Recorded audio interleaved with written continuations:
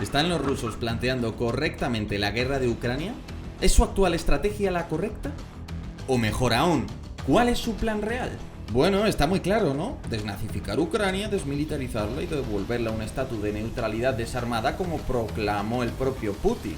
A ello me permitiría añadir el encabezamiento del artículo firmado por el propio Putin y subido en la web del Kremlin, titulado Sobre la unidad histórica de ucranianos y rusos, donde el mandatario, en su primer párrafo, lo dejó claro.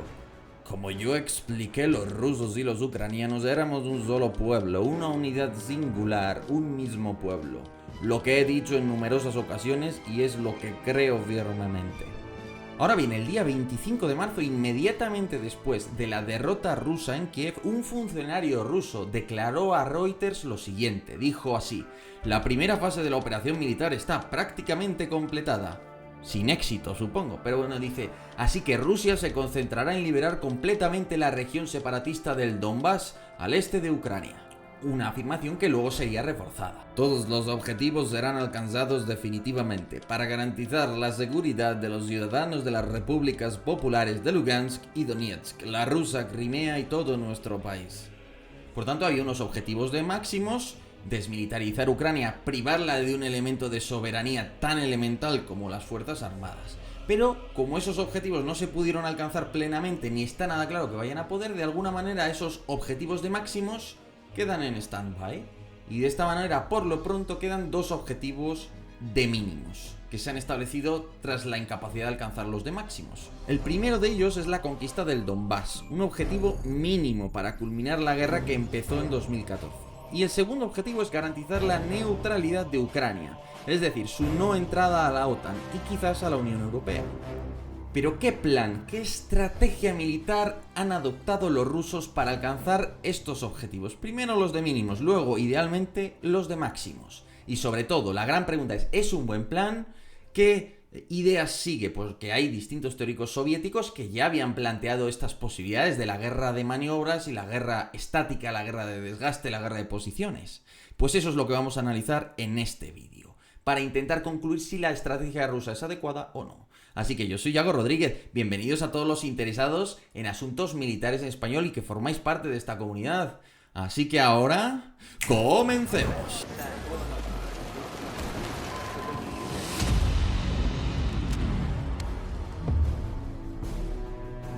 En realidad da igual. Todos los objetivos de máximos y de mínimos de los rusos pasan por dos pilares inevitables.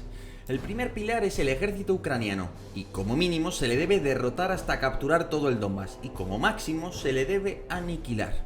El segundo pilar es el territorio, como mínimo se debe tomar el Donbass, y como máximo la conquista de toda Ucrania.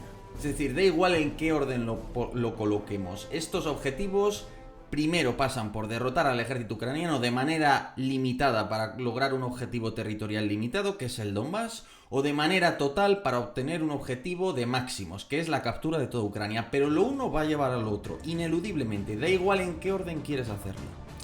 Ahora bien, cuando empezó la guerra, los rusos priorizaron la captura de territorio, a fin de asestar un golpe rápido y definitivo que condujera al colapso del Estado y de las Fuerzas Armadas de Ucrania. Pero como los rusos se quedaron a las puertas de Kiev, Kharkov o Mykolaiv, esta fase concluyó muy rápido. Y recordemos que en general, la guerra de maniobras, la idea de la Blitzkrieg alemana o la operación profunda soviética siempre perseguían lo mismo: una victoria lo más rápida posible con los menores costes políticos posibles, que es, en principio, el ideal que siempre se intenta alcanzar al iniciar una guerra. De hecho, en 2020 el ejército de Azerbaiyán logró una victoria de este tipo sobre Armenia, atravesando una línea fortificada al estilo Surovikin y capturando todo el Nagorno-Karabaj en apenas 30 días. Pero ¿por qué tras la batalla de Kiev el ejército ruso no pudo insistir en otra guerra de maniobras para intentar recapturar, vamos a decirlo así, el grueso de Ucrania rápidamente? Pues porque no había margen, el ejército había quedado destrozado a las puertas de Kiev, el número de bajas era muy elevado y ya no había suficiente margen como para lanzar una operación de esas características y esperar una victoria. Por tanto, esa opción ya quedaba descartada. Claro, la inesperada victoria defensiva sobre la invasión rusa enardeció a los ucranianos y las filas del ejército se llenaron del mejor tipo de soldado, el recluta voluntario. Y además Occidente prometió el envío de un torrente de artillería, blindados y munición para reforzar a Ucrania. Ah, sí, y por cierto, los ucranianos también empezaron a sacar material soviético a mansalva de sus campas, que no eran pocas, y eso también tuvo su rol. Y mientras todo esto sucedía, Vladimir Putin no se atrevía a efectuar una movilización forzosa de la industria y el ejército, es decir, que se produjo una sencilla operación matemática. Fuerzas rusas dividido entre 1100 kilómetros de frente y fuerzas ucranianas multiplicadas por 2 gracias a su propia movilización de voluntarios es igual a o movilizas o pierdes la guerra.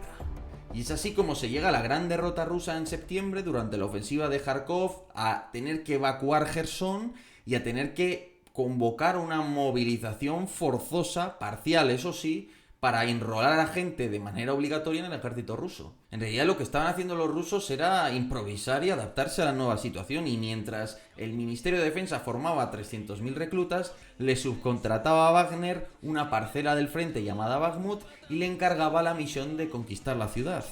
Y ahí es cuando Wagner usó sus redes internacionales para atraer a algunos extranjeros, desplegaron en Ucrania muchos de sus efectivos, forzaron al máximo su máquina de reclutamiento mediante campañas en redes sociales, cartelería y jugosas recompensas económicas, y el resto es historia. En el fondo Wagner empezó a competir en popularidad con el ejército ruso, así que este se aseguró de que los mercenarios recibieran solo un limitado apoyo de artillería, blindados y otro material pesado. Y como ya sabéis, todo eso forzó a Wagner a confiar en tácticas de infantería, en tácticas de pequeños avances poquito a poco, porque no tenían otra forma de hacerlo.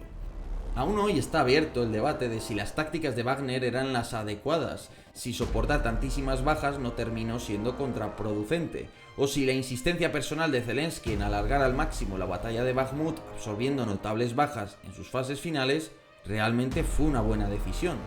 Hoy parece claro que aquella decisión de defender Bakhmut a cualquier coste supuso un importante coste para Ucrania, sobre todo en términos de tropas de calidad, mientras que Rusia pagó un precio muy elevado también. Se habla de hasta 40.000 hombres, aunque es cierto que una buena parte de los mismos serían lo que se conoce como carne de cañón, tropas de bajo valor combativo.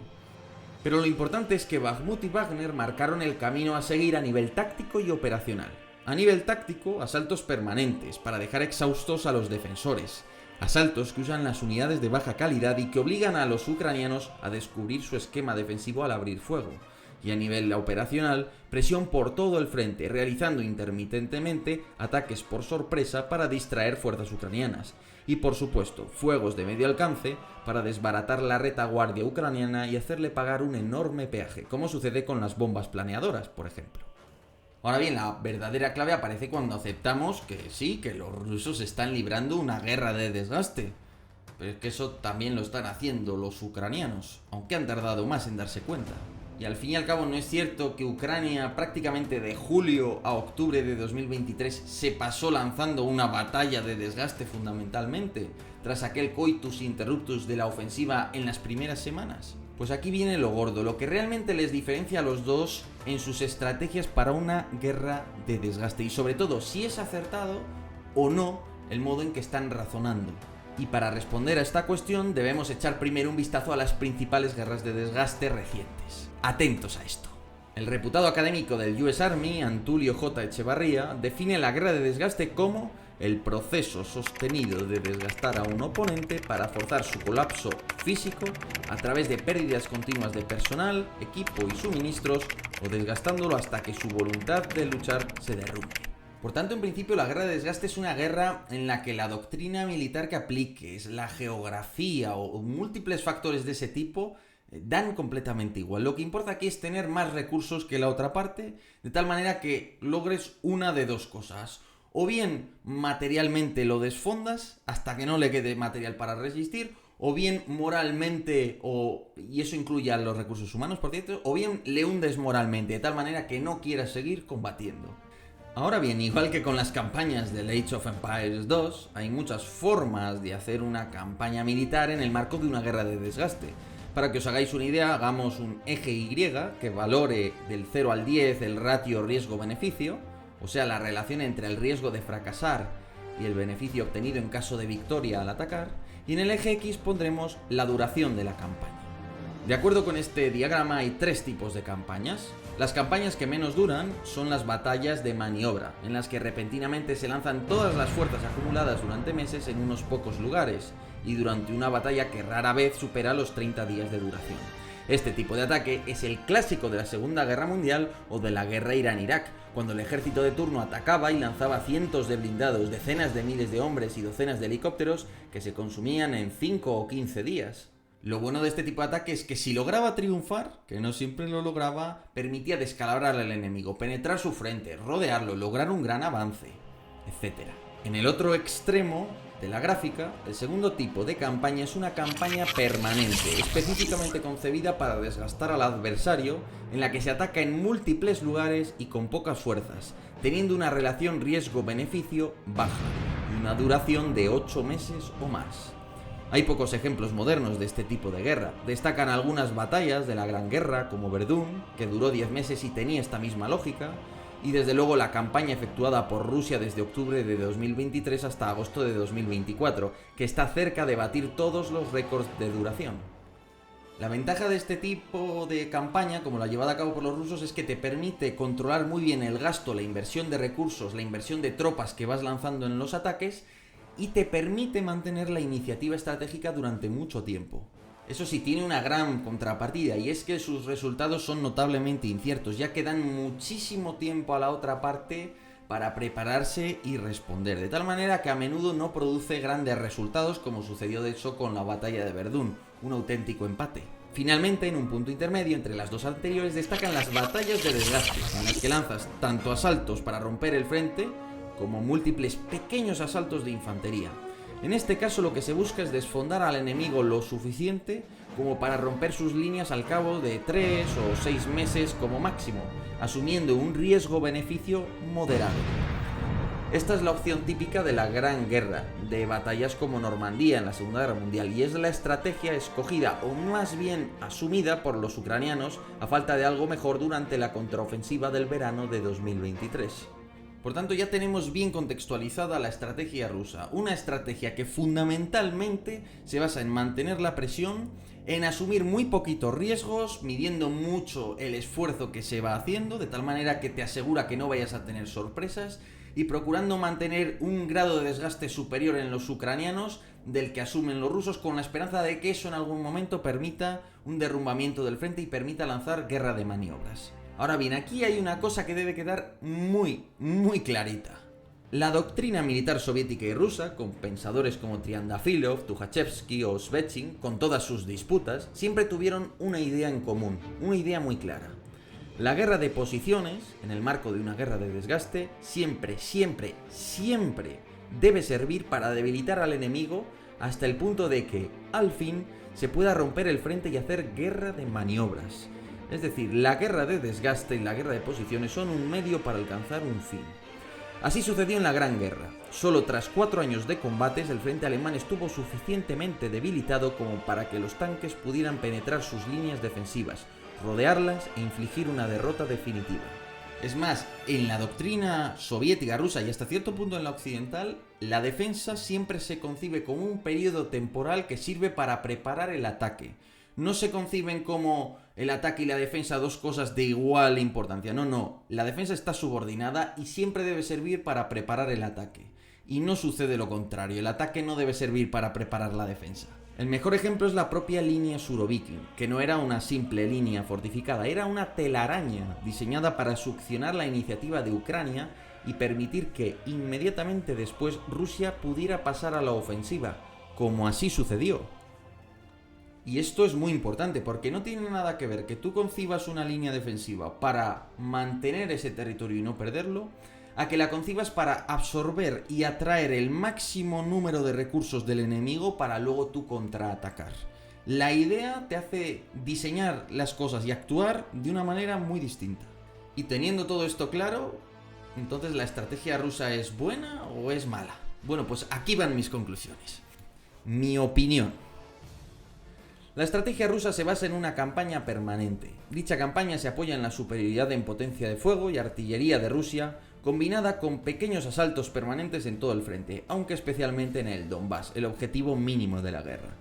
Este modo de combatir es muy conservador y permite medir perfectamente el desgaste que sufre la propia Rusia.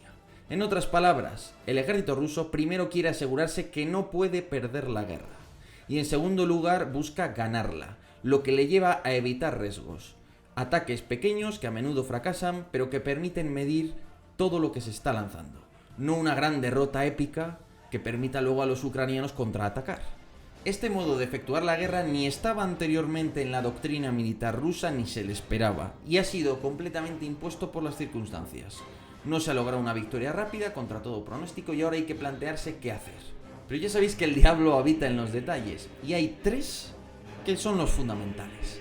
Estos tres. En primer lugar, toda esta campaña permanente se hace para debilitar tanto a Ucrania que en algún momento se pueda romper su frente, abriendo así una ventana de oportunidad a la guerra de maniobras.